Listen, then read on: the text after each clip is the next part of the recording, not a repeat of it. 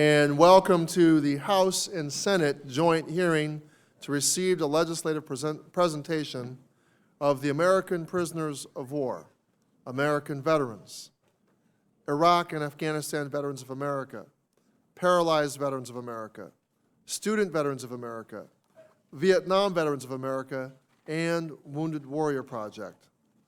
I'm honored to be here with Chairman Isaacson and with Senator Tester and Ranking Member Rowe and all members of the House and Senate committees on Veterans Affairs. I would like to thank our witnesses for being here today and to thank them for the work they do on behalf of veterans in this country. This group represents many generations of veterans and interests, but they and we are united in the common goal of improving outcomes, creating opportunities, and ensuring that veterans receive the care and benefits they have earned. I am grateful for the opportunity to hear from this group of engaged organizations. I also want to thank veterans joining us here today and those that are watching us from home. I'd also like to specifically recognize organization members from my home state of California. Will all the Californians please stand if you're in the room? All right, thank you very much.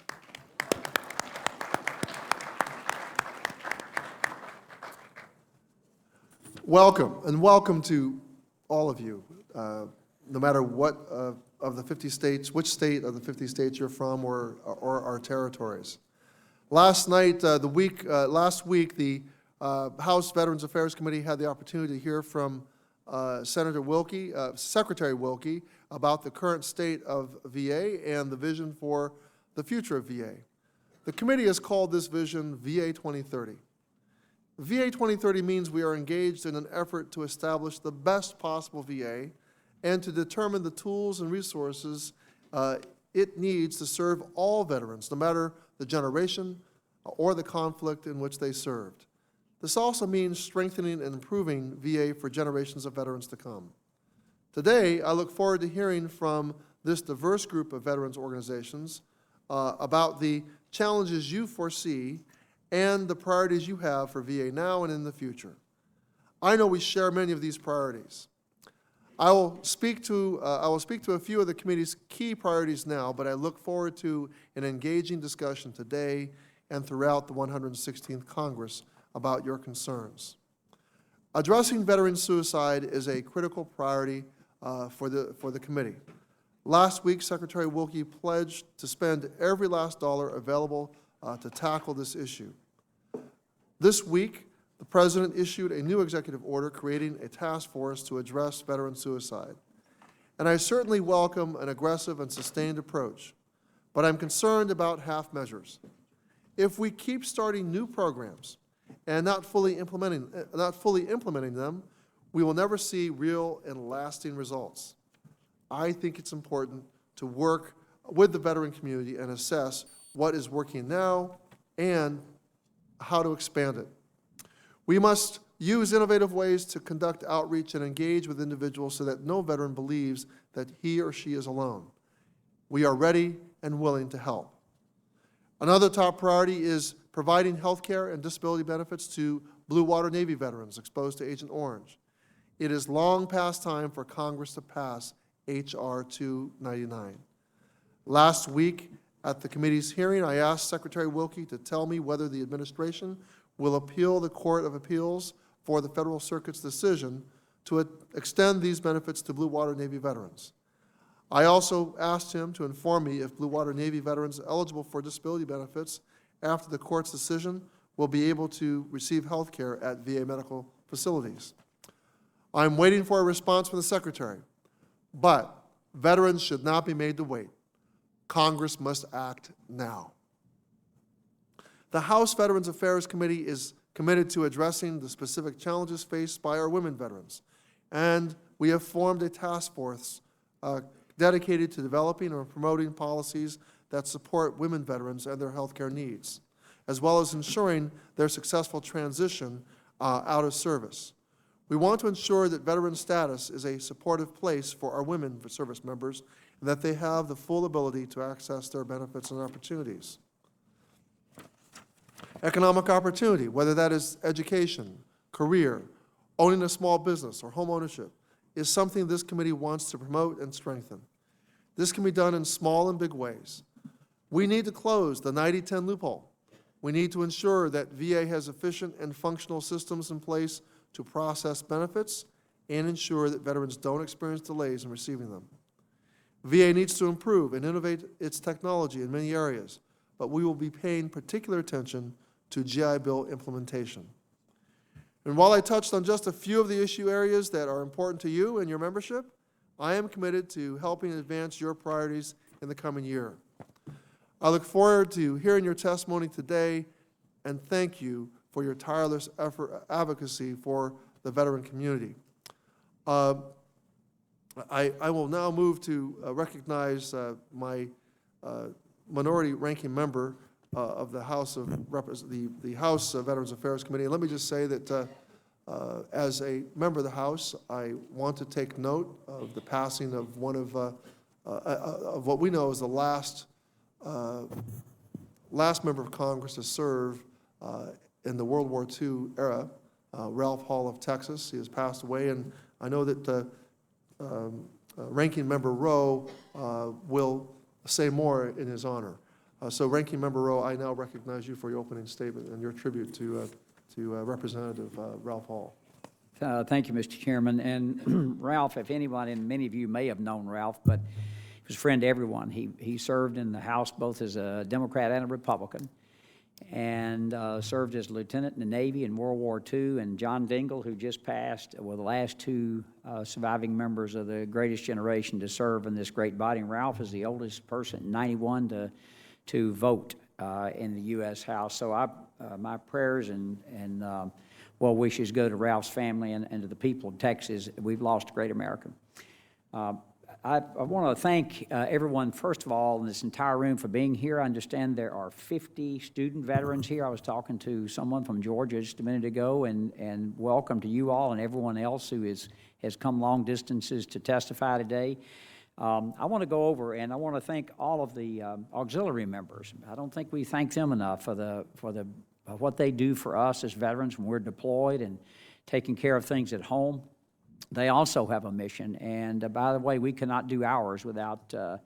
While we're out doing fun stuff, flying airplanes and on submarines and all that fun stuff, they're doing the mundane stuff of like making sure your kid gets to school. So thank you all very, very much for the spouses who are here.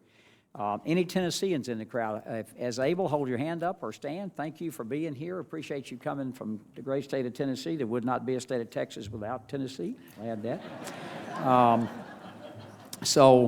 I want to go over very quickly just what we did, because I really came here to hear you all. In the 115th Congress, we took an opportunity to do, I think, some great pieces of legislation. The first major piece of legislation we passed was the Accountability and Whistleblower Protection Bill. The VA has almost 370,000 employees. Most of those are great folks that do a great job. But some are not and shouldn't be working with veterans in the VA, and it gives the VA the tools to remove those folks.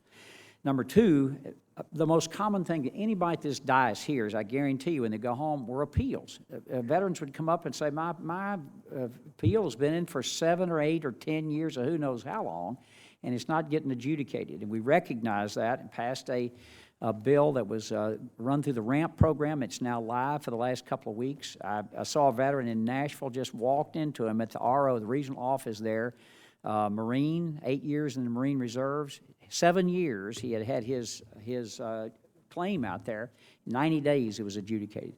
So I've seen this and heard it over and over. It's not going to be perfect, but that's something I think that will really help. Thirdly, a bill that I take great pride in, fully paid for, is the Forever GI Bill. I used the GI Bill myself when I got out of the Army, 1974. I used it in 1975 and 1976. It sunsetted at 10 years. You can no longer use it.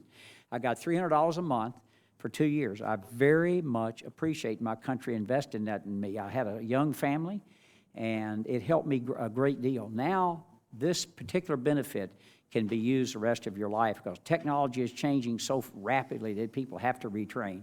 The second thing that bothered me, if you didn't serve a requisite amount of time and you were injured and got a Purple Heart, you might not be eligible for the full benefit. If you shed blood for this country now, you get the full GI Bill benefit going forward the rest of your life. We also passed I think, a transformative bill called the VA Mission Act. That bill can transform how our VA looks, as the chairman mentioned, in 2030, or how it looks in 2040 or 2050. We have to be thinking that far downstream. It applies about how we get health care, the caregiver part, and the asset review. And the Congress has fully funded the choice program each time, I think to the tune in the last Congress, 2 years to $6 billion was added. We also have the electronic health record. We've stood up a committee in which the chairman's going to continue to just look after the implementation of the electronic health record. I said this jokingly, but not so much so. I told the secretary, if we don't get this right, I want to go in the witness protection program, because it will be that big of a problem for you getting your benefits, contracting, everything that the VA does. And then I want to finish on two other things very much near and dear to my heart. I'm a Vietnam-era veteran. I served in Korea. Camp Casey, many of you probably have served in the same spot, Camp Bradley, other places in South Korea. We have our fellow Vietnam veterans that served in the Blue Water Navy off the coast of Vietnam. They need to be treated exactly the same as other veterans who put their boots on the ground, and I absolutely want to see that get done this year, the Blue Water Navy bill. I agree with the chairman 100%. We passed it 382-0. We probably couldn't get that kind of vote if we asked if the sun came up in the east. So it shows you how bipartisan it was. We need to finish the job, and so I think we will. Last two things before I yield back, very near and dear to all of our hearts. Yesterday we had a roundtable on veteran suicide. We were spending $2 billion in 2003. We're spending $8 billion today on mental health and those issues. We have not moved the needle at all. Still the same number. We need to do something different. It's not working as well as it should. So I strongly encourage us to do that. And then lastly, which I think the VA has done a really good job with, but the job is not finished, which are our homeless veterans. 10% of all homeless veterans in the United States live in one county, that's Los Angeles County in California. And it's a problem that we should solve and can solve in a country as wealthy as we are. I appreciate the privilege of serving here on this committee. I've been on it the whole time I've been in the U.S. House. I will stay on it as long as I'm in the House, and I appreciate your service to our great country. You're what helped make it great. With that, I yield back. Thank you, Ranking Member Rowe. I now will recognize, I think you can go ahead, clap it.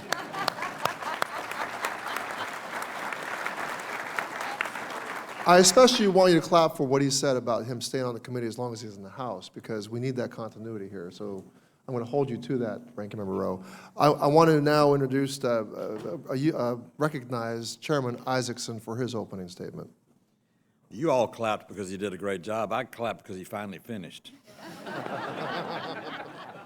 And there's nothing left for me to say. I always want to say chairman because you were chairman the last 2 years. I'm not insulting you. I'm just remember him in those days. You're the chairman now. Okay, so. I forgive you. And I'm the chairman too. There are three of us up here. We'll fight that out later. I came to here to you. You didn't come to listen to me, except for me to say a couple of things. We appreciate you so much. We've had a great week hearing from veterans, and it's made a lot of difference for us. This is a period of implementation the next 2 years, as far as I'm concerned, in the Senate, and I think everybody else feels the same way. We have done some transitional and transformative bills, the Mission Act and things like that are phenomenal, but if we don't get them done, get them implemented, get them working, and have you calling us saying the VA is better, then we haven't done our job. So I pledge to you I'm going to do everything I can to see to it we take the dreams that have been put to paper in laws over the last 2 years and make them realities in the Veterans Administration. If we can do that, we'll have earned our pay. But y'all have done a yeoman's job serving for your country and representing your country, and we want to do a yeoman's job of making sure that you get everything you paid for when you offered to risk your life for the United States of America. So God bless all of you. Thank you for being a veteran, and thank you for being here today. Yeah. Thank you, Chairman Isaacson. I'm going to pull rank out. The lady wants me to yield her for 1 second. Can I do that? Sure. Ms. Blackburn? Thank you, Mr. Chairman. It is an honor to serve with Chairman Isaacson. and the way he leads the Senate Veterans Committee. And one of the things that we are doing, we've all enjoyed, is Dr. Rowe said, it has been such a pleasure to hear from each of you this week as you've come to our offices and you've talked with us. I just want to highlight one of the things that I'm introducing today, and it will come through our Senate Veterans Committee, the Congressional Gold Star Family Fellowship Program. This will be an act that will allow these Gold Star families to come in and participate in fellowship programs with us here in Congress. And we're so honored to be able to do this. I met Jane Horton, whose husband lost his life in Afghanistan in 2011, and we had a great conversation. I don't know if she's in the room today, but we had a great conversation about the importance of this and opening this door and opportunity for our Gold Star families. So we're looking forward to doing this and making these opportunities available. And with that, I yield back. Thank you, Senator Blackburn.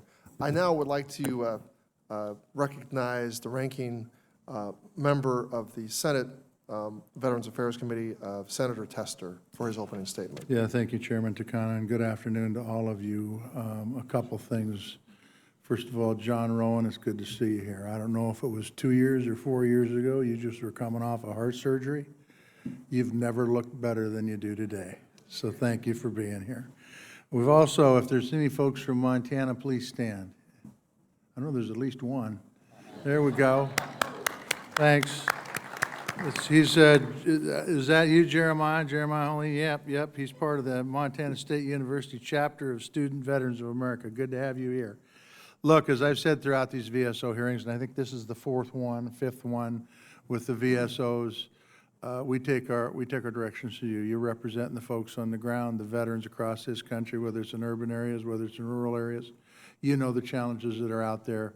We need to listen to you, just like the VA needs to listen to you, whether it's on Agent Orange, whether it's on burn pits, whether it's on our treatment for women veterans, whether it's on mental health care. And in that regard, I've got a mental health bill along with Senator Moran that we're going to be bringing out. I want to get all your input on it. If there's things in it we need to make it better, I want you to tell us about it. If there's things in it that don't make any sense, I want you to tell us about it. Because quite frankly, we're losing too many Americans and we're losing too many veterans to suicide in this country.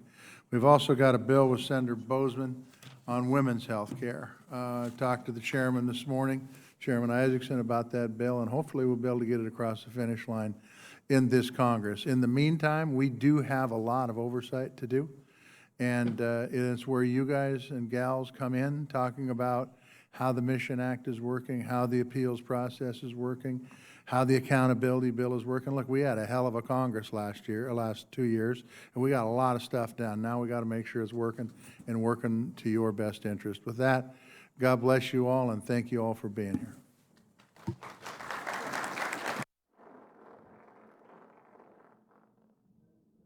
Thank you, Senator Tester. Before I begin to introduce our panel today, I'd like to pay a very special tribute to a great American who has been seated at the table for many years, Mr. Charles Susino, Sr. Mr. Susino passed away last year at the age of 94 on July 12, 2018. We look forward to hearing his presentation each year on behalf of the American ex-prisoners of war, where he would advocate not only for ex-prisoners of war, but for every veteran. He was truly a man of action and a great advocate. Mr. Susino served as a staff sergeant in the Army Air Force, in World War II. He spent 14 months in German prison camps after his B-52 bomber was shot down by enemy fire. At one point, he was forced to march for 86 days, where he and several of his crew successfully escaped. After returning home, he went on to be a spokesman for veterans and their families who, he believed, did not have a voice. Please join me in a moment of silence as we pay a special tribute to and thank Mr. Charles Cicino Sr. for his service to all mankind and a job well done.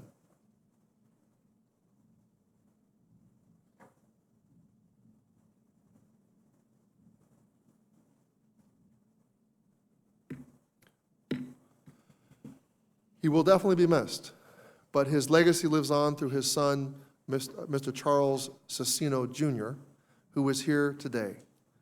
The world is a better place because Mr. Charles Cicino and because of the role Mr. Charles Cicino played, and his presence here will definitely be missed. Now I'd like to introduce our witnesses today and allow each of them 5 minutes to give their opening statement. First, we have Mr. Regis William Riley, National Commander, American Veterans. Commander Riley, you're recognized for 5 minutes to present your opening statement. Thank you, Chairman Isaacson, Chairman Takano, and honorable members of the House and Senate Committees on Veterans Affairs. I appreciate the opportunity to present you with the 2019 legislative priorities and policy recommendations of AMVETS. I am Commander Riley, and I reside in Pittsburgh, Pennsylvania, along with my wife, Dee, who is an ardent advocate for veterans and is a past AMVETS National Ladies Auxiliary President, and our son, Corey. For 75 years, AMVETS has been leading a voice in the veterans advocacy work. AMVETS is the most inclusive, congressionally chartered veteran service organization. Our membership is open to both active duty military and honorably discharged veterans. In the past year, AMVETS has doubled down in the efforts to work for veterans in a way that's second to none. We have assembled a world-class team of veteran advocates with significant expertise in healthcare, benefits administration, and policy work on Capitol Hill. The three most pressing issues AMVETS plans to address this Congress are mental health care crisis and suicide epidemic, the critical needs of women veterans, and providing timely access to high-quality health care. Our nation's veterans could not be sending a clearer message that VA mental health care is not working for them than by killing themselves in VA parking lots. According to the Washington Post, in just a year leading up to November 2018, 19 veterans committed suicide in VA campuses. A Marine Colonel, Jim Turner, killed himself in a Bay Pines VA Medical Center parking lot just weeks before Christmas. Dressed in his uniform blues and bearing his medals, he left us with this message, and I quote, "I bet if you look at the 22 suicides a day, you will see VA screwed up in 90%. And on a personal note, just 3 days ago, an AMVETS commander of a post in Annville, PA, at the age of 35, committed suicide right in front of his AMVET post. In the last year, more than 6,000 veterans died as a result of suicide. Marine Corps, Navy, and SOCOM suicides are at a 10-year high. Despite record numbers of veterans killing themselves on VA campuses and record expenditures by VA to address mental health, VA continues to insinuate that veterans killing themselves have not participated in VA care. Let me be clear. What we are doing is not working. To start fixing this problem, you have to own the problem. The accountability starts here today. We're pleased that President Trump recently signed an executive order to address this. However, the devil is still in the details. AMVETS is asking Congress to work with us and end the status quo. As such, we are requesting the creation of a bicameral roundtable or task force that meets every other month and quarterly congressional hearings on the effort to get to the root of its cause and to right the ship. Addressing the many challenges facing our female veterans is a top priority for AMVETS. The House task force that was recently created to address issues specific to women veterans represents a step in the right directions. AMVETS are looking forward to working with Congresswoman Brownlee and other task force members in finding solutions to the problems faced by our women heroes. In the coming weeks, AMVETS will be working with members of Congress to introduce legislation that creates a holistic approach to research, hopefully a thorough understanding of the problems encountered by our women in uniform. The VA has pledged to serve our veterans' health care needs, but the challenges veterans must overcome to obtain these care depends on factors specific to their situation. As such, we are currently working on legislation that will help us reach out to veterans in our rural areas, excuse me, who are served by the VA but have not utilized VA care for an extended period of time. Even though these veterans are not there and out of sight, they should not be out of mind. Additionally, AMVETS opposes the so-called access standards the VA recently released. By simply changing a word, or, to and, the VA has made it so veterans would still need to travel unreasonable distances or wait months to see a medical professional. Such access would undermine the intent of Congress in passing the act. And lastly, we are now several months into developing AMVETS Switch for Freedom program, a first-of-its-kind nationwide program in which our members and posts are receiving counseling support and special access to products and incentives to switch from smoking to vaping. According to a November 2018 American Cancer Society statement, researchers found that e-cigarette use is likely to be significantly less harmful than smoking regular cigarettes. And as such, one of the clearest health gains we can have for our veterans is to immediately get them off of smoking combustible cigarettes by way of vaping, using patches, or whatever method works best for them. We need VA to take this issue more seriously. Chairman Isaacson and Takano and members of the committee, I would like to thank you once again for the opportunity to present the issues concerning AMVETS, our active duty personnel, and veterans from all around the country. Thank you. Thank you, Mr. Riley.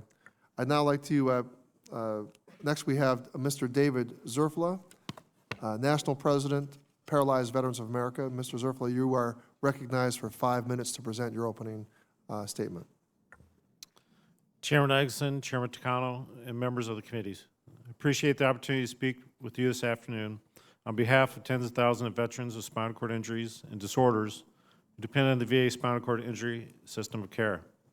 The past 2 days, advocates from our 33 chapters have been on Capitol Hill to educate members of Congress about the issues of concern for paralyzed veterans. Although all priorities outlined in our written testimony are important to our members, I would like to devote my time today to the implementation of the VA Mission Act. The law's provisions address some of the most critical issues facing not only our members, but all veterans with catastrophic disabilities who depend on VA for their health care.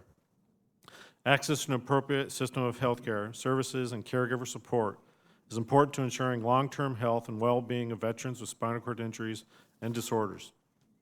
We strongly support the VA spinal cord injury system of care because it provides us with the care we need as paralyzed veterans. At times, PVA members, including me, need access to care in the community. However, that care must be coordinated and provided with the same quality and physical access as available to veterans in the VA. I have personally experienced community-provided care through the CHOICE program that failed to meet my needs as a paralyzed veteran. I injured my hip in a fall and was unable to walk, even with my aid of a cane. I contacted VA and was referred to a community provider under the CHOICE program. During that appointment, however, I spent a lot of time educating the medical professionals about my spinal cord injury versus discussing my immediate health need. I was not able to be appropriately examined during the visit because I was unable to transfer from my wheelchair to the exam table. This is not an experience that I would have received at my VA medical center.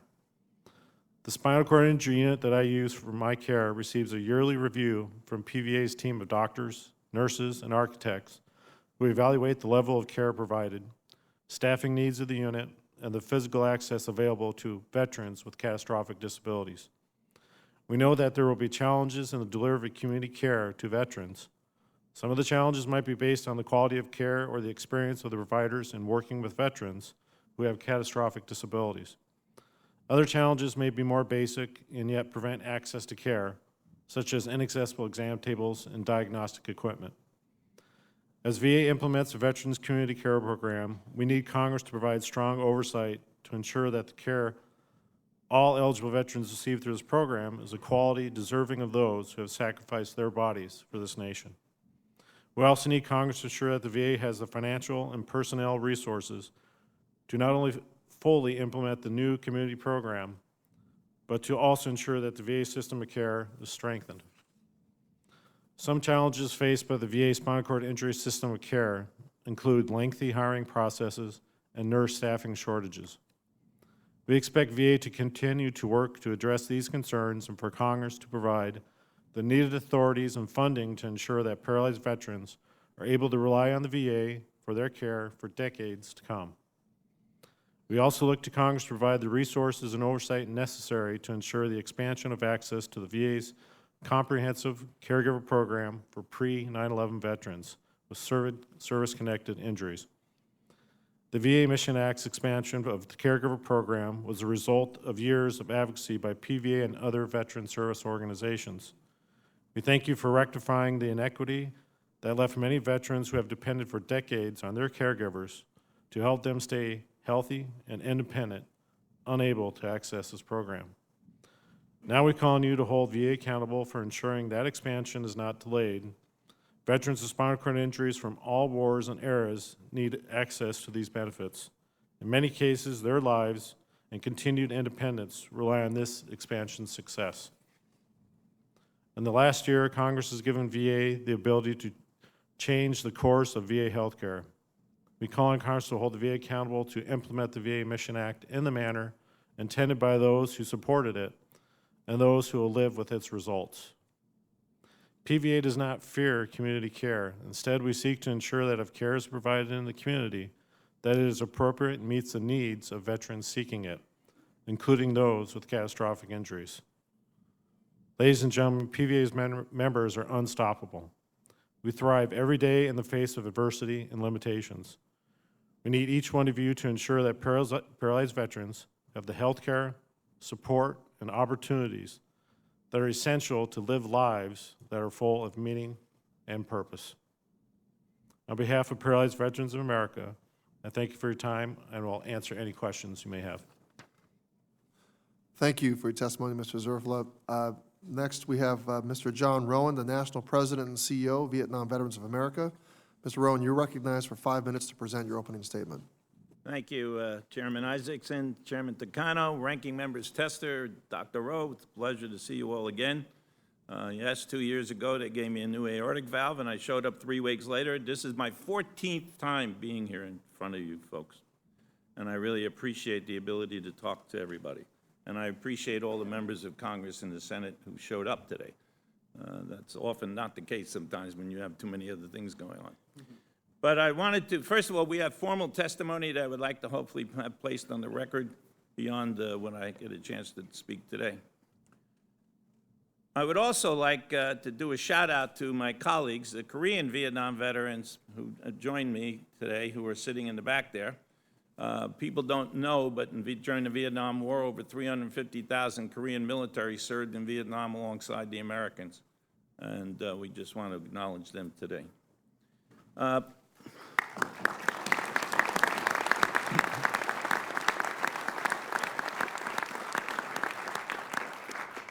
And despite all the years that have passed since the Vietnam War ended, the issue of the POW MIAs is still our highest priority.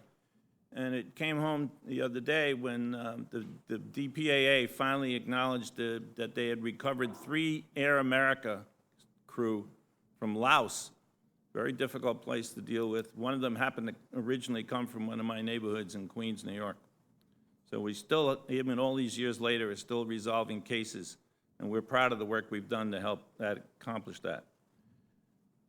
The biggest issue, however, facing Vietnam veterans, and frankly all the veterans now, and even civilians, is the whole toxic exposure issue. Now, it started with us in Vietnam with the Agent Orange illnesses, but it's gone on many years afterwards. Frankly, those of us who walked off the battlefield in one piece thought, we're safe. Wrong. I am the classic example. I'm 100% disabled primarily from diabetes and neuropathy and my heart replacement, all related to diabetes and neuropathy and all the rest of it, but all related to Agent Orange. Unfortunately, the folks in the Persian Gulf were exposed to all sorts of stuff that we still haven't figured out, And the folks that went to Iraq and Afghanistan, unfortunately, there's no EPA in either one of those countries, so the burn pits that they used over there have really set us back tremendously for those veterans. They're only now starting to understand, because they're now reaching ages. Many of us in the Vietnam era didn't get affected or didn't see the effects of Agent Orange until we were 40 or 50 or 60, or even today at 70. So we are very concerned about the continuation of these toxic exposures, and also how they've rolled over into the private sector. The base issue is extremely important. Camp Lejeune is just the tip of the iceberg. The Air Force bases, there's 147 Air Force bases that have a Superfund site. Think about that. How did that happen? Because of all of the toxic stuff that the Air Force used, never mind jet fuel, which is obvious, but all the wonderful things to clean planes, de-ice them, and all the rest of it. Where does it go? It goes in the ground, and unfortunately, it may even affect the towns that they're sited in. So we're concerned about that. We're concerned about toxic substances in our food and elsewhere that the private sector is now dealing with. I still don't understand where all these autistic kids came from, but I have my questions. Fixing the VA. We will continue to work with everybody in this room to try to make the VA a better place. We are, however, concerned about this somehow more reliance on the private sector. The truth of the matter is, I'm not so sure the private sector is ready for us. The gentleman to my right here, David's talk about what happens with spinal cord injury veterans is not alone. Also, there's no doctors. There are no primary care doctors in this country, period. I have private health care besides using the VA, which I prefer, quite frankly. I retired from the city of New York. I have a really nice health care plan. I have a Medicare Advantage plan. It does me really well. Problem is, I haven't seen a doctor in 2 years. All I get's nurse practitioners. They're very nice people, and they're very smart people, but they're not doctors. And I think that we are really, and I live in the city of New York, which has more health care per square inch than anywhere in the United States. So we are very concerned about the effect of this choice program on our veterans as we go forward, and really afraid of the ability to pay for it. Where is the money going to come when the private sector's doctors charge 3 times what a VA doctor costs? If you can find one in the private sector who's willing to treat you. So I thank you for allowing us to come before you again this year. I really am proud to see the new chair. Chairman Takano is now my 5th chair in the House Veterans Affairs Committee, and I've had the pleasure of working with.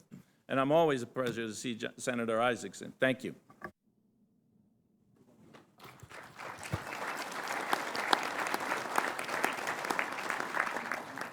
Thank you, John Rowan, for your testimony. I now recognize Jeremy Butler, Chief Executive Officer, Iraq and Afghanistan Veterans of America. Mr. Butler, you're recognized for 5 minutes to make your opening statement. Thank you. Chairman Isaacson, Chairman Takano, Ranking Member Tester, Ranking Member Rowe, and distinguished members of the committees. On behalf of IAVA's more than 425,000 members, I'd like to thank you for the opportunity to introduce myself and testify before you today. But first, I'd like to recognize the many IAVA members from around the country who have flown in to storm the Hill with us this week and who are here with us today.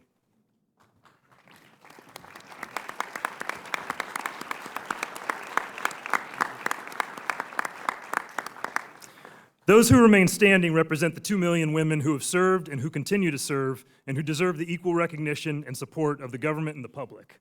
Thank you all for being here with us today.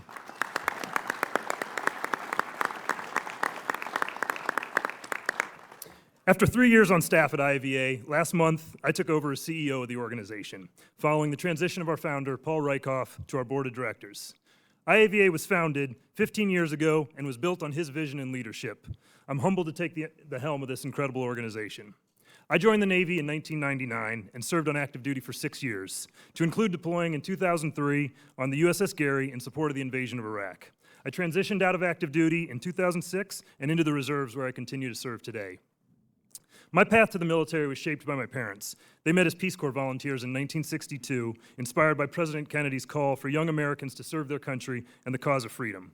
Before joining the Peace Corps, however, my father also served in the Army. And despite the difficulties of being a black man in the 1950s Army, I know that he cherished his military service as much as he cherished his time in the Peace Corps.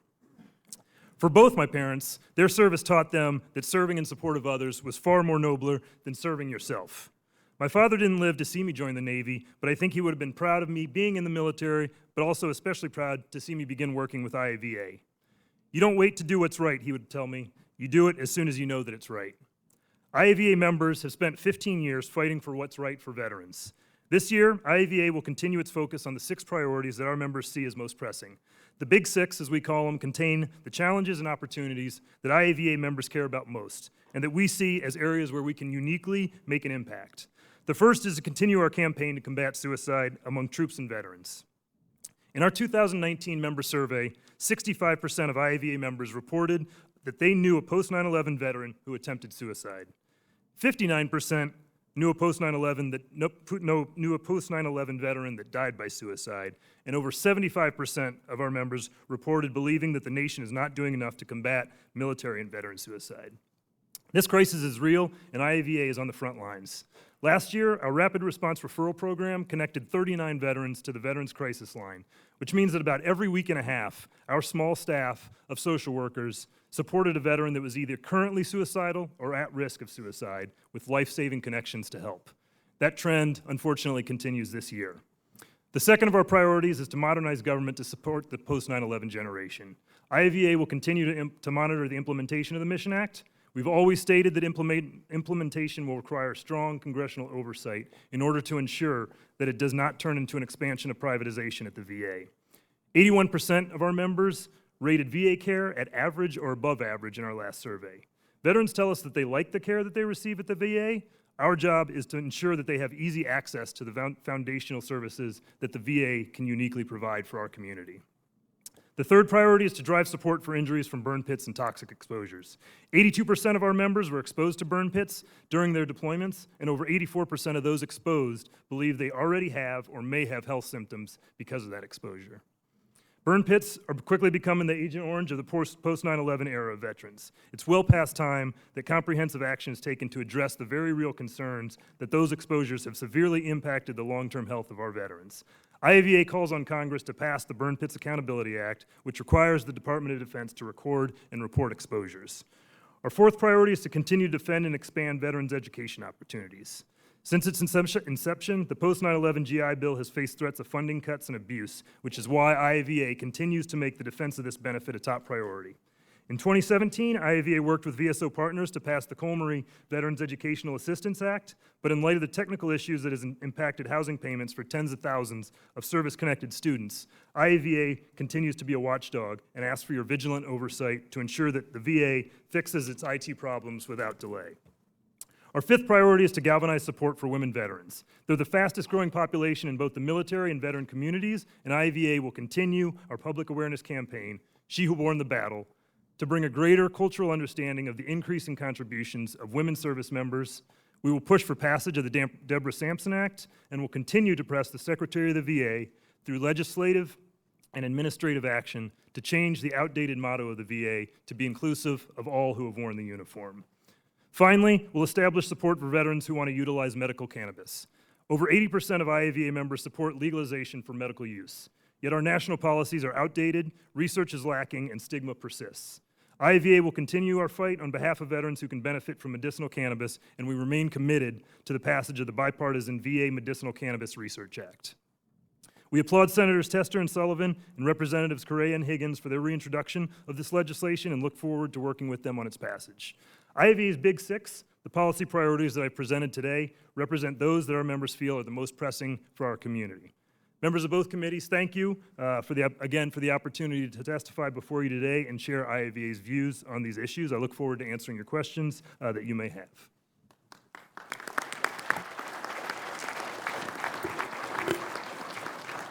Thank you, Mr. Butler. Mr. Jared Lyon, National President and CEO, Student Veterans of America. Mr. Lyon, you are recognized for 5 minutes to present your opening statement. Thank you, Chairman Isaacson and Takano, ranking members Tester and Rowe, and members of the committee. Thank you for inviting Student Veterans of America to present our policy priorities for 2019. I'm here as the national president and CEO of the largest chapter-based student organization in the country, with over 1,500 chapters and 754,000 student veterans across the nation. We place student veterans at the top of our organizational pyramid. Today, I'm honored to be joined by student veterans, alumni, chapter advisors, and supporters. If you're here with Student Veterans of America today, please stand or raise your hand.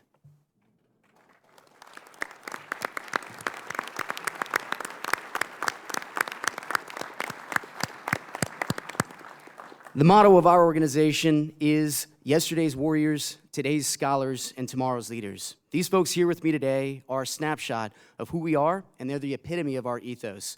We are also joined by 9 VFW and SVA legislative fellows. I myself have just returned from meeting service members in Japan, and I can confirm that our force is ready and will make fine student veterans in the future. Representing the current generation of student veterans is our former chapter president at the University of Nevada, Las Vegas, Rebel Vets, a United States Air Force veteran and spouse who recently moved to the Boston area for her husband's career. She is the current transfer hopeful at Boston College as a biology major on the pre-medicine track, and she is the 2019 National Student Veteran of the Year, Alexandria Sawin. Alex, please stand so we can recognize your service.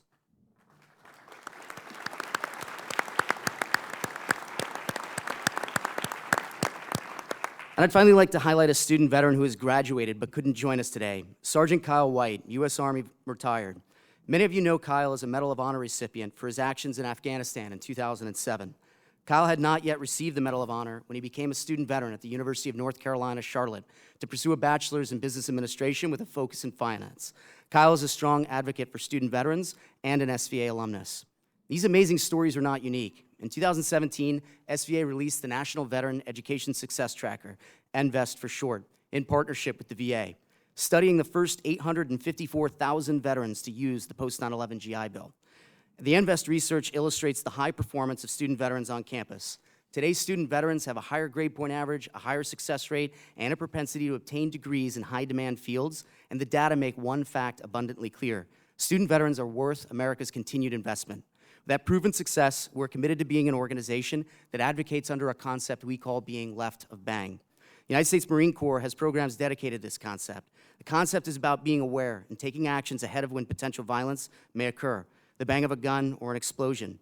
To be to the right of bang is to be reactive, but being left of bang provides the opportunity to be proactive. Student Veterans of America is an organization dedicated to being left of bang, dedicated to proactive solutions that empower, employ, and equip veterans with the tools needed to succeed on campus, thrive in their careers, and live their best lives in the civilian world.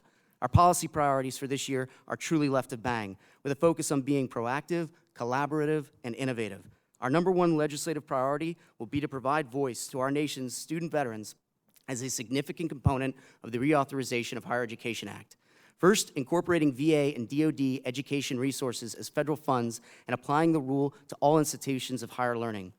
The 90-10 loophole has been abused long enough, and this important change is a major check on the quality of institutions. Second, simplifying the processes such as FASVA and student loan repayment options, with the caveat that simplification must not come at the expense of access to resources for students.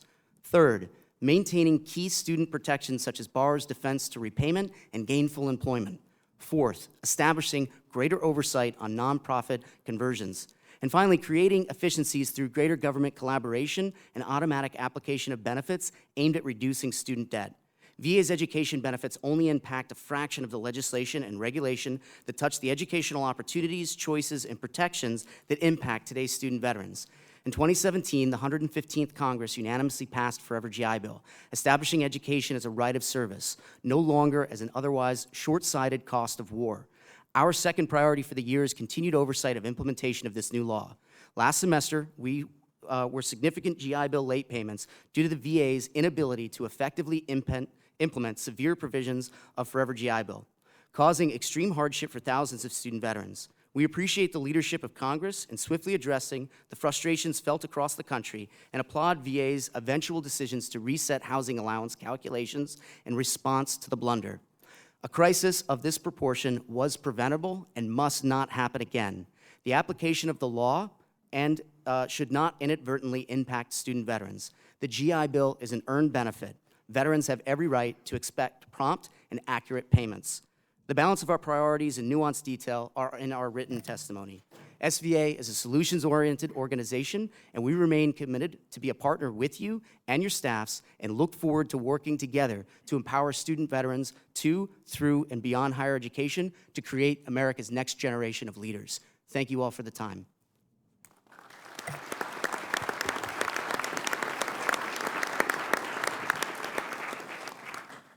Thank you, Mr. Lyon, for your testimony. Mr. Charles Anthony Susino, Jr., National Director, Legislative Office, American Ex-Prisoners of War. Mr. Susino, you're recognized for 5 minutes to present your opening statement. Thank you, sir. Thank you, sir. Chairman and members of the House and Senate Veterans Affairs Committee and guests, my name is Charles A. Susino, National Director of the American Ex-Prisoners of War. I thank you for the opportunity to express our views. You knew my father, Charles Susino, Jr., National Commander of our organization for many years. It was his voice that urged you to do the right thing on behalf of all veterans. I will attempt to channel that voice today. This past July, my family and I and the veteran community as a whole lost the strongest advocate on behalf of those who spoke directly to you. He professed it's about deserving veterans receiving what they earned. Mr. Chairman, thank you for the kind words earlier about my dad. Thank you all for the moment of silence. If my dad could whisper in my ear right now, he would say, Charlie, it's not about me. There's a lot of work to get done. Let's get cracking. At 94, that's the word he said. In preparation, when he was still alive, he says, you know, sometimes I think we're too nice. We got to make sure everybody's focused on getting things done. That was his words just shy of 95. So I'm going to leave you with that. We're going to continue. We're grateful for your efforts over the past year and look forward to the productive 116th Congress. If you disagree with us, either today in testimony or as we work with our fellow veterans, please express your objection and we'll respect your position. Otherwise, we ask for your unwavering advocacy on our behalf. We draw your attention to several bills which we believe have special merit and request your proactive support. The Blue Water Navy Vietnam Veterans Act, H.R. 299, we'll heard a lot about. I won't be repetitious, except to say, stop the debate and establish the presumptives for these veterans. As it's been said several times before, we don't need any further proof. The previous bill, S-1990 DIC Improvement Act, must be reintroduced. Its purpose was to amend Title 38 to increase the amounts payable by the VA for DIC compensation and to modify the requirements for DIC for survivors of veterans rated totally disabled at the time of death. For many, DIC is the only source of income and critical to their quality of life. We must reintroduce the National POW MIA Flag Act to amend Title 36 to require the POW MIA flag to be raised on days that the flag of the United States is displayed on certain federal property.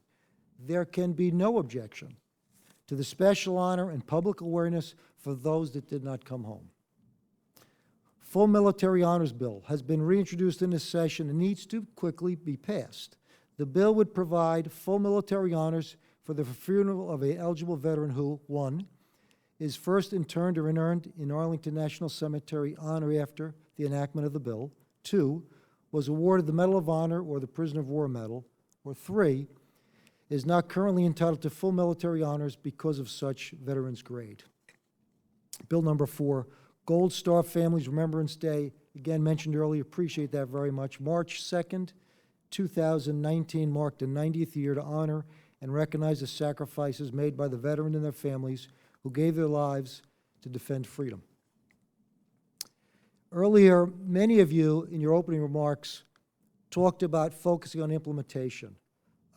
Thank you for doing that. I really want to accent that area. It's very demanding work to develop and get VA bills through Congress. The Veterans Health Benefit experience can only improve if the implementation is within a high-performing, modern organization with a strong culture of accountability at all levels of employees. It's worth pausing and thinking about that and see if those words would describe our VA.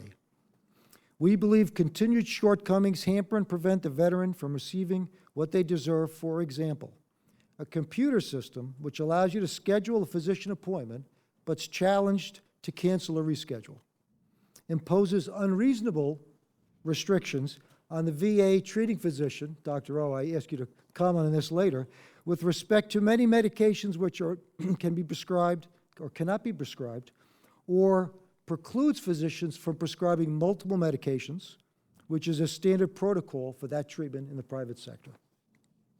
The public does not wait weeks to see their primary physician for routine illnesses. The veteran often still has to. We must approach the implementation with the same energy and focus as bill passage. It's maybe not quite as, excuse the term, glamorous. Do your own calendar test. Please do your own calendar test. Look back several months, then look forward several months, and look at the time spent on oversight of the VA operations. Your leadership is needed and very much appreciated. And when you do that, again, it's not on activity, it's on results. Last item, in 1986, Congress and the President mandated VA health care for veterans with service-connected disabilities as well as special groups of veterans. The special groups included veterans of World War I, 58 years after the end of the war. World War II ended 73 years ago. We've asked for almost a decade to revisit the special groups with an update to include veterans of World War II, Korea, Vietnam, Cold War, and our conflicts in the Middle East. We've requested for many years with no movement. The political landscape is always changing. Maybe this president may see it appropriate and fair treatment for those that have kept our country free. Thank you very much.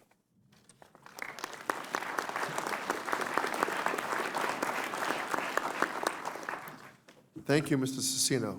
And of course, we are sorry for your loss, and again, we thank your father for his many years of service. I now turn to Ms. Renee Bardorf, Senior Vice President for Government and Community Relations, Wounded Warrior Project. Ms. Bardorf, you are recognized for 5 minutes to present your opening statement. Thank you. Chairman Isaacson and Takano, ranking members Tester and Rowe, and members of the committee, thank you for inviting Wounded Warrior Project to testify at today's hearing. I'm honored to represent an organization that serves over 150,000 wounded, ill, and injured service members, veterans, and their families with life-saving programs and services. We delivered nearly $200 million in free programs in 2018 alone. And since 2003, more than $1.3 billion in programs. More than 7 million citizens from across your states and districts have supported us as we deliver these important programs at no cost to veterans, and we are grateful for your support. As one of the nation's largest nonprofits, we've developed unprecedented reach to increase the public's awareness of the challenges our veterans face. We augment programs that assist DoD and VA with outreach and care for veterans. We also invest in other organizations, many of whom are here today with us. Since 2012, we have granted over $80 million to 158 organizations that complement our direct programs and services. That said, we must caution that nonprofits like ours are limited by resources provided by the public, which may not be sustainable long term. Our largest ally in meeting these needs is the government. Today, I'd like to highlight 3 general topics: mental health, Mission Act implementation, and DoD-VA collaboration. I'll also provide 3 specific actions you may consider to make a difference immediately. First, as you address the mental health and suicide prevention, we urge you to embrace a comprehensive approach anchored in evidence-based treatments. This foundation should support private and nonprofit sector partnerships that keep VA at the center of care and strengthen holistic approaches to wellness. Our own Warrior Care Network is a prime example of how this is working. The partnership unites us with VA and 4 renowned medical centers, such as Boston's Massachusetts General Hospital, to help redefine how we treat moderate to severe PTSD. The network delivers specialized clinical services through innovative 2- and 3-week intensive outpatient programs, anchored in evidence-based treatments and supported by alternative therapies. VA personnel are on site providing bidirectional referrals and assistance. Veterans are completing this program at a rate of 94%, where traditional programs show completion rates of only 40 to 50%. Second, as you oversee the implementation of Mission Act, please ensure that a streamlined process exists to enroll providers. Our private sector providers, some of the world's most renowned, have shared that enrollment is difficult and has discouraged participation, and reimbursements must be paid on time. As the caregiver program transforms and expands, your oversight of eligibility, revocations, and appeals is critically important. We ask that VSOs continue to be involved in these discussions. Our third recommendation for you is to closely monitor initiatives requiring DoD collaboration with VA. We support the department's goals of increasing efficiencies, eliminating redundancies, and improving healthcare outcomes, especially as they pursue integrated purchase care initiatives and joint sharing of facilities and services. As I mentioned earlier, here are the 3 specific actions you can take. First, we ask you to support legislation allowing veterans to renew their specially adapted housing grant every 10 years. Veterans' lives change, and it's unreasonable for us to expect them to remain in their first adapted home for the rest of their lives. Second, we urge you to reintroduce and support the Fair Heroes Act. This legislation aims to end an unintended consequence that leaves severely injured veterans paying annual premiums that are 5 times larger or higher, than healthy military retirees. Finally, we ask you to hold hearings and commission 2 studies.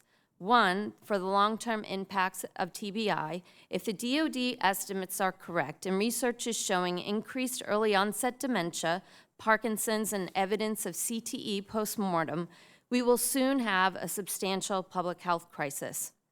A study must also address the needs of TBI patients and caregivers who now remain in their homes but will need options for their care as their caregivers age. The second study is on toxic exposures. We should take a comprehensive look at research, data, and personal accounts to better identify, track, and care for individuals who have been exposed to potential harm through not just burn pits, but other equally harmful substances and toxins. We must understand the scope of these problems today in order to prepare for the impacts on our veterans and the healthcare system tomorrow.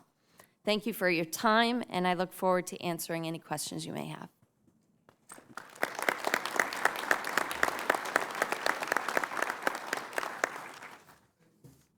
Thank you for your testimony, Ms. Bardorf. I'll skip to the end of the questioning period. I'm going to recognize Mr. Cisneros for 3 minutes for questioning. Good afternoon, everyone. I want to thank you all for your service to our country and for the dedication that you have to the veterans that have served along with you. I especially want to thank our veterans from California who are visiting, and I want to just recognize Jamal Williams and Jose Reynoso, who I had a chance to meet earlier today. They stopped by my office. I wasn't there, but I got a chance to meet him here before this hearing. So thank you again to all of you for being here today. Since I got limited time, I'm going to keep it short. And I am a big advocate of education, and I'm proud to have Cal State Fullerton in my district where we have a number of veterans serving there.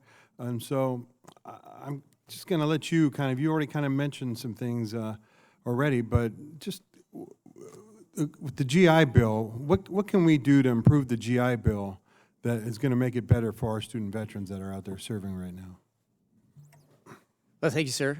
So Cal State Fullerton, excellent group of student veterans there. And I appreciate the question. If we're looking at the GI Bill very specifically, I think it's been clear from my colleagues up here, implementation and members of Congress agree is very important. The Forever GI Bill, as it pertains right now, we are facing a couple of potential hurdles.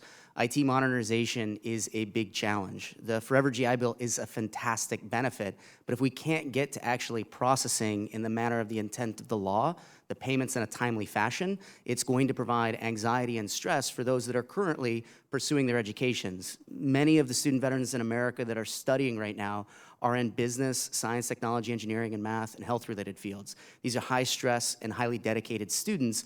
We don't need to add stressors of specifically looking at whether or not I'm going to get my GI Bill. An additional part of the GI Bill is a fantastic opportunity to be what's called a VA work study while you're using the GI Bill. The difficulty here is that it's still a paper-based process, and it's antiquated and lethargic in its ability to pay student veterans in a timely fashion for working while they're supplementing their income as students. If we could also seek to gain parity with the actual VA work study to the Department of Education's work study, allowing student veterans to not be limited to only doing veteran work, but to actually work in laboratories and doing research, such that we're gaining not just an education, but work experience for our post-civilian success. All right, again, I just want to thank you all for your service to our country, and it's a pleasure for all of you to be here today, and I yield back my time, Mr. Chairman. Gentleman yields. I now recognize Dr. Rowe for 3 minutes. Thank you, Mr. Chairman. We're working on the bill to fix that work study problem. A couple of things, John, that you brought up and others, and I think that it's all tied into getting the IT straight. That was the big problem with the GI Bill, not the GI Bill. Long before computers, they sent me a $300 check every month. It wasn't a problem at all. I don't know, it worked great and didn't have all these flub-ups, and it was embarrassing to see it roll out like that, but it is a great benefit. The other thing the VA's got to do on the Mission Act, and we tried to put a bill together that helped both urban America, where John lives, and rural America, where I live, and that was difficult to do. One of the things the VA had that they did where we lived to discourage people from private physicians, as I was, from participating was they didn't pay them. They didn't send the checks out to anybody, and so the doctors had to get out. I think we can get them back because I think the VA is committed. I think the Secretary is committed to getting that right, to make sure to have a robust program out there. The VA's got to be able to do that, and the IT is the center of that. It's got to be a cloud-based system where I have access to that information, they have access to my information. So we want to do that. And one of the things near and dear to my heart from the student veterans, if I could burn the FAFSA form, I would. I start a marshmallow pit with it. 120 questions, it ought to be about 10 or 12 or 20 at the most. We're working on that also to try to make that simpler. And, you know, the other part, the oversight, one of the things that we did with the appeals modernization that we didn't do with Mission, and I wish we had, was we had the VA come in every 90 days and tell us how they were progressing with that bill. And I think, and the Secretary, to his credit, has been very good about coming in and updating us on the Mission Act, which is to go live the 6th of June. Problem with it is they didn't include the VSOs very well in that. And I found out in doing the Mission Act, bringing all the stakeholders around the table, it was a long process. But at the end of the day, it was the right process because it got a bill across the finish line. And that's what I would encourage VA to do. One other thing on the GI Bill, as you know, on the STEM aspect, sometimes that training takes a little longer, so we added extra funding, resources, so that if someone's in that STEM track could finish their degree on time and without the debt. I just want to finish by saying I've learned a lot today, took a lot of notes. I appreciate all of you all being here, and we'll hopefully get to some of these or many of these things that you all brought up today. I yield back. Thank you, Dr. Rowe. I'd now like to recognize the Vice Chair of the House Committee, Representative Lamb from Pennsylvania. Thank you, Mr. Chairman. Commander Riley, I'd like to thank you for the attention you called to the mental health epidemic and welcome you as my fellow Pittsburgher back down to Washington, D.C. I know one issue that we've had within the VA health system is that we still have VA hospitals with no beds in them for mental health treatment. So on the occasion that some people show up for treatment, they're not able to stay overnight or be kept inpatient. I'm curious if you've heard this complaint as well and encountered any people who dealt with that situation. Thank you. We have encountered various hospitals with empty beds. And the thing is, to get those beds filled, and we need to reach out more to our community, especially our VSOs and to veterans everywhere. A lot of veterans feel that they're too proud to accept that care, whether they know that they deserved it or not. It's important that we get the message out to all veterans, especially our homeless veterans who need that bed for the health that they have acquired, the bad health they have acquired in their service to our country. And it's important to us at AMVETS that our veterans keep getting the proper care in a better and more refined way, because what we have right now isn't working. Thank you. Thank you very much, sir. And I want to commend the Iraq and Afghanistan veterans who came to my office the other day and talked a little bit about this same problem. And they've had a lot of success in going out into the community and meeting with some younger veterans outside of the VA completely.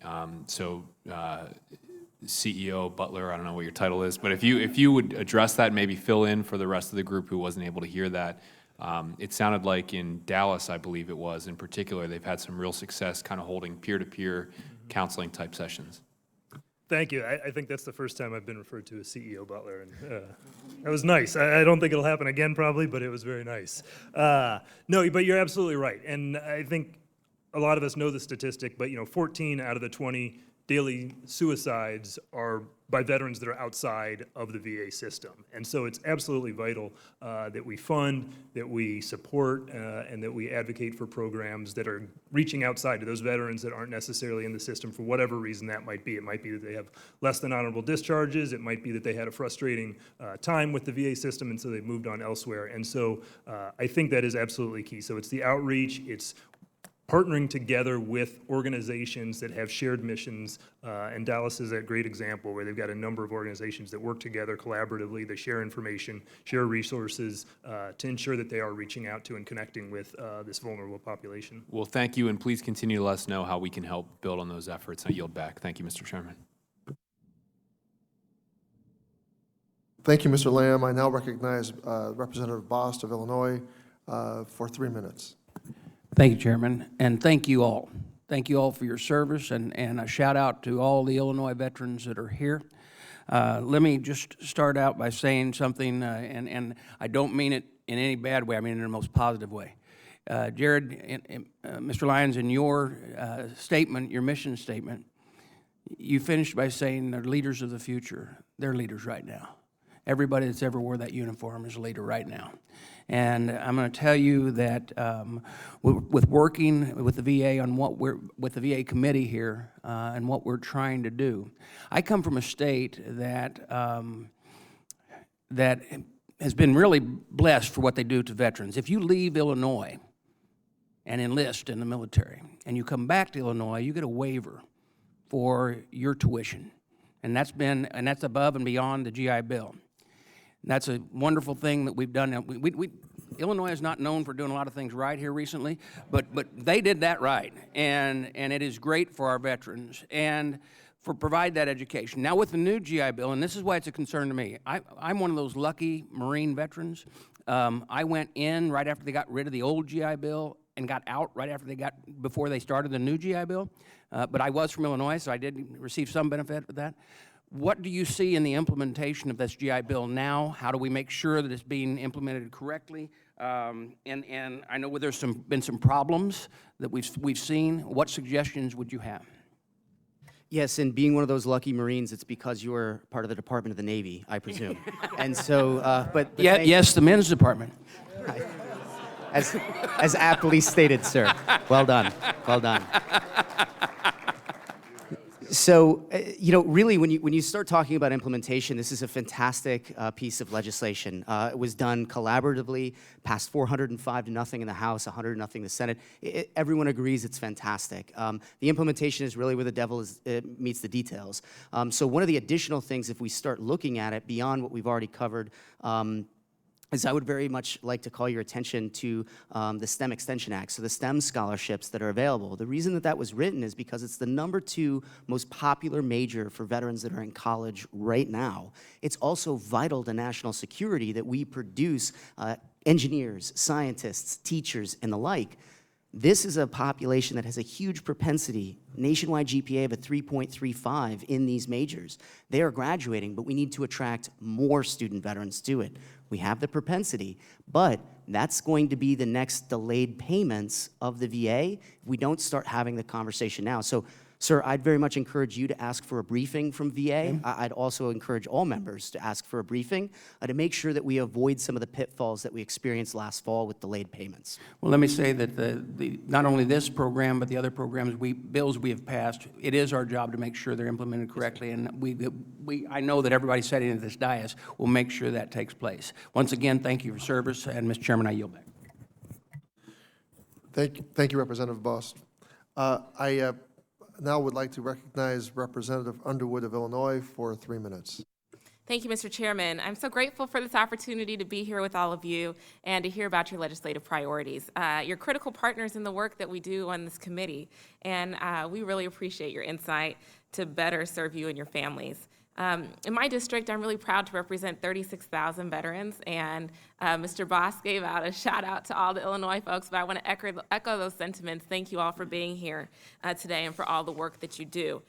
In my district, of those 36,000 veterans, we have a little over 2,000 women veterans, and their needs, just like all veterans, are very important. And in your written testimony, Mr. Riley, Commander Riley, you highlight the rate at which women veterans commit suicide, which was 180% higher than women who never served. And so wondering if you wanted to expand a little bit on some of the unique challenge women veterans face and what we can do to better understand and address those challenges. Thank you, ma'am. Our women's veterans and members of the armed forces are presented with a number of unique challenges. 1 in 5 have experienced military sexual trauma. More than 33% of women have been subjected to domestic violence. Women veterans face unique challenges in accessing quality health care. More than 30% of VA CBOCs can't adequately treat MST. We want the VA to take a look at the issues affecting our women veterans and create a comprehensive approach that will help them. And AMVETS, we are looking forward with this Congress here to work and bring better health care and quality health care to our female veterans. Yes, sir, and we're really excited to work with you to do that. Thank you. On the military sexual trauma, and this is open to whoever on the panel wants to answer, we just heard Commander Riley talk about 1 in 5 female veterans experiencing this type of sexual trauma, and we know that 1 in 100 male veterans report experiencing military sexual trauma. And so, in your opinion, for whoever wants to respond, has the VA provided the necessary resources to ensure that these survivors have access to the care that they need? Yes, Ms. Bardorf. Hi, yes. So the answer is no, but the answer is no across the board. So I think yesterday we heard a lot more about military sexual trauma. And so in both DOD and VA, there is not enough being done to combat the issue, to change cultural norms, and to treat women who have been sexually assaulted.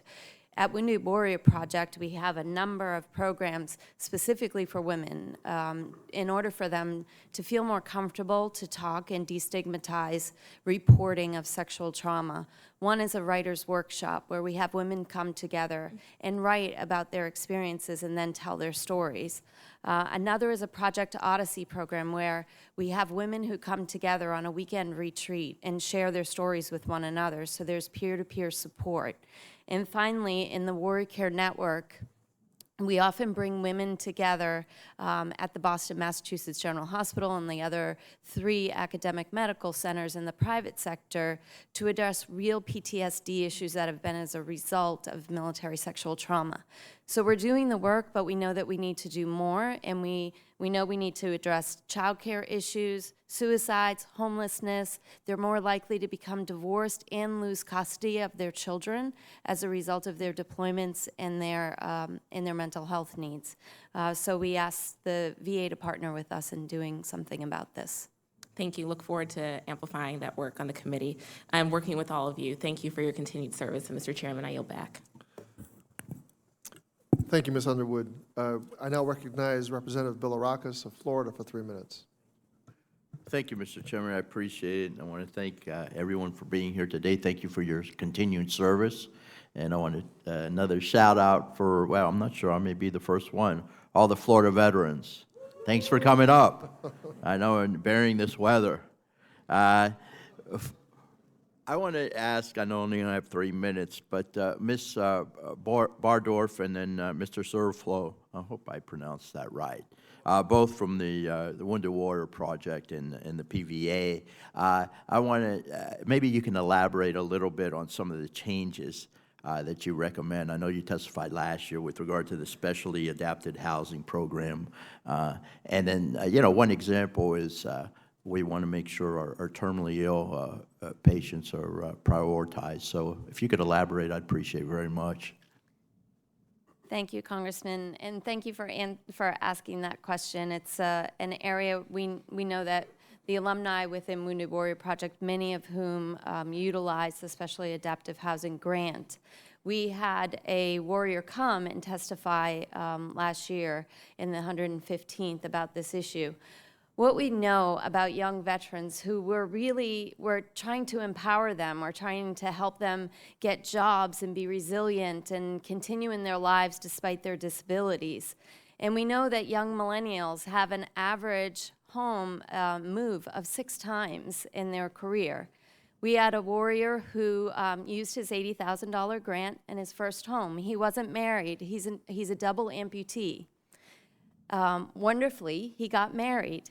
He had 3 children. He couldn't fit in the house he was in anymore, and so he moved to Annapolis, Maryland with his wife and his 3 beautiful children, and he still works full-time for Wounded Warrior Project. But he needed a larger house, and he needed to adapt that house for today and also for tomorrow when he's likely to be in a wheelchair. But he has no allowance left. So he paid about $123,000 out of his own pocket with his compensation through Wounded Warrior Project to adapt a second home. And we just think it's unreasonable to expect, especially this generation of veterans who are young and injured, to have that expense when we can renew the grant. Yeah, well, thank you very much, and I certainly agree. Mr. Zerflo, would you like to add something, please? I would, thank you, sir. One of our member population is our veterans with ALS. As they try to get adaptive housing, we need to try to speed up the priority due to the illness and the short term that it takes on folks. So I think it's really, really a priority that we try to speed up the process so that they get adaptive housing. There's many members here in the audience that have experienced their members going through that process and could probably talk to you more offline. One other thing is for the terminally ill that you talked about, I think the expansion of long-term care center beds would be great for that process. As our aging Vietnam veterans become the greater need for that, I think long-term care bed expansion would be great in that arena. Well, thank you very much. I'll yield back, Mr. Chairman. Thank you, Mr. Bilirakis. I now recognize the gentleman from New Hampshire, Mr. Pappas, for 3 minutes. Thank you, Mr. Chair and Ranking Member Rowe. Thank you to the panel, and I want to thank all the veterans advocates for what you're helping us do, which is identify priorities of how we can best make good on the promise to our nation's veterans. So thank you to all those in this room who served. It's inspiring to be in a room full of heroes, and I really look forward to working with all of you to make sure that we get it right over the next couple years. Wanted to touch on something that Mr. Cicino alluded to. Thank you very much for the work that you do, and it was nice to hear a little bit about your father's dedication and what his life mission was. But I was proud earlier today to introduce a bill. It's H.R. 1579, and it is the National POW MIA Flag Act, and I'm co-sponsoring that with General Bergman. And this bill is going to require that the POW MIA flag be displayed on all days that the flag of the United States is displayed on certain federal properties. And I'm just wondering if you could comment a little bit on what that flag represents and the work that we need to continue to do to look out for those service members who are unaccounted for. Thank you very much. different than so many in this room, I'm not a veteran. My dad was a veteran POW, and I was not a veteran. So I look through the eyes of a non-veteran. I listen with the eyes of a non-veteran. And I thought about that question earlier when I look at the various bills we look to support. And all Americans have a general understanding when they look at the American flag. And it's one about the country. It's one about patriotism. And nothing draws them necessarily to those that have guarded its freedom or didn't come home. And that is universally understood with the POW MIA flag. So for me, really as a layperson, that's why I get excited about that bill. Again, I represent an organization, a service organization of veterans, but again, my view is, if my view is similar to those that are non-veterans, it immediately draws the public awareness and their attention to the veterans, and particularly those that didn't come home. So I think that's simply why it's so important, where those in this room think of it always and have a different and a broader meaning of the flag. Many don't. Thank you. I appreciate so those much. comments. Ms. Bardorf, I had the opportunity to meet with the owner of a small business in my district this week, and he develops form-fitting sockets for veteran prosthetics. And he mentioned the barriers that he has in working from his company's perspective with the VA, but also the preference that many veterans have to not seek prosthetic care at the VA. So I'm wondering if you could comment a little bit about that and about how we can improve the VA's response to allow our veterans to achieve greater mobility. Oh, I'd be happy to. We have over 1,800 amputees from this post 9/11 generation. One of them is sitting right behind me. His name is Jose Ramos, and he is an upper extremity amputee who I have known since the day he arrived at Bethesda in 2004 after the Battle of Fallujah, and he was hit with a rocket-propelled grenade. He received unbelievable care, he will tell you, from Walter Reed Bethesda. At the time, it was just Naval Hospital Bethesda. In the prosthetics lab there, he created a bond with the staff there. They are used to the activity levels of this generation. They provide whatever they need, and they do it very quickly. If you want a running leg, they'll give you a running leg. If you want a robotic arm, you'll get a robotic arm. If you want a swimming leg, they'll do that. They move really quickly, and they have wonderful relationships. And so this generation feels comfortable moving back to them. The VA doesn't work as quickly. It also isn't as quick to provide alternative types of prosthetics. They don't move as quickly. They don't necessarily use the private sector in the same way. So we really would ask for there to be across the board consistency, so this generation of veterans will use both and feel comfortable to use both DoD and VA. Thank you very much, and thank you to Mr. Ramos as well for your service. I yield back. Thank you, Mr. Pappas. I now recognize Representative Levin for 3 minutes. Thank you, Mr. Chairman. I am so grateful for the opportunity to be here today and to hear from all of you. I'm equally grateful to be the new chair of the House Veterans Affairs Committee on Economic Opportunity, and it's a responsibility that I take extremely seriously. I am so grateful for your input. I'm going to need all of you as partners throughout the next couple of years as we work on these issues together. I have a great district in Orange and San Diego counties, and right in the middle is Marine Corps Base Camp Pendleton. It's an amazing place, so honored to serve there, and we have probably one of the largest veteran populations in the United States. There are a ton of people who are doing great, who are contributing positively to all aspects of our local community.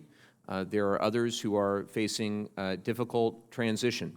When they make that transition into the workforce, a whole variety of issues that we face. Everything from the GI Bill and how they are able to best leverage it, vocational rehabilitation, then also issues around housing. It's an incredibly high-cost area.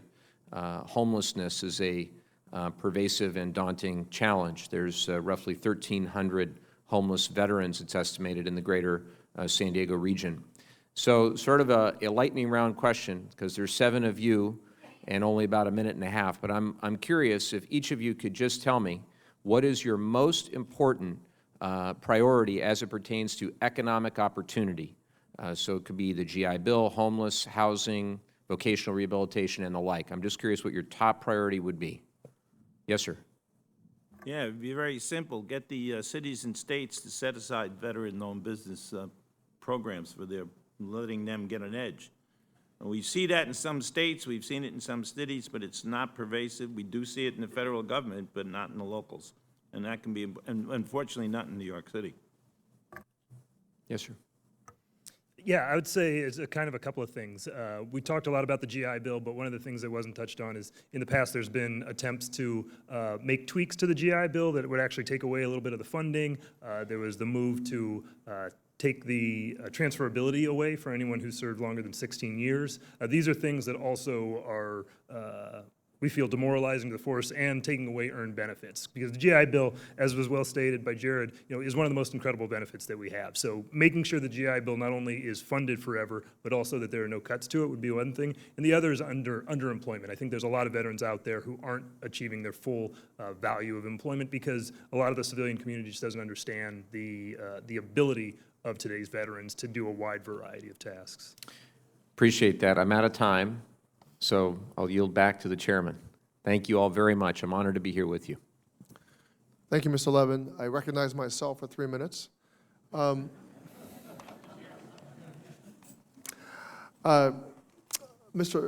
Lyon, I'm so pleased to see Student Veterans of America represented today and representing the latest generation of heroes in our country. I see that 90-10, the loophole, is a priority for you. Can you explain why that's such an important priority? 100%, sir. Thank you very much for the question, and thank you again for joining us at our national conference and speaking in front of 2,300 student veterans in January. So the 90-10 loophole is something that we've been having a conversation about far exceeding any of our efforts in the veteran space. Ironically, it goes all the way back to the original Servicemen's Readjustment Act of 1944 when we implemented it to ensure that folks didn't take advantage of veterans' benefits. But the simple notion that if a student's attending higher education, a school should have the opportunity to have people paying out of pocket, not 100% of the federal funds going to tuition. In closing the 90-10 loophole, the best thing that we could do is have GI Bill and DoD tuition assistance dollars recognized as federal dollars, and to not just have it implemented on tax status, so for just proprietary institutions, but let's just go ahead and have it blanketly applied to all institutions of higher learning. If we do this, we effectively close the 90-10 loophole, we avoid the predatory practices, and we make sure that benefits are used in the best first way for students. Mr. Lyon, I was not aware that DoD is also exempted. Yes, sir. That's incredible. I'll Federal be asking dollars, more right? questions, but that's a new fact I learned today. Real quickly, the greater oversight of nonprofit conversions. Explain that. What are nonprofit conversions? Yeah, so when we start looking at proprietary institutions of higher learning that will perhaps purchase a maybe failing or struggling not-for-profit institution of higher learning, and by de facto creating themselves the opportunity to have that not-for-profit status. It's really a sheep in wolf's clothing, if you will. So if you have the opportunity to have better oversight on that and provide provisions that make that more difficult, or at least be more transparent when it occurs, it better aids in student protections.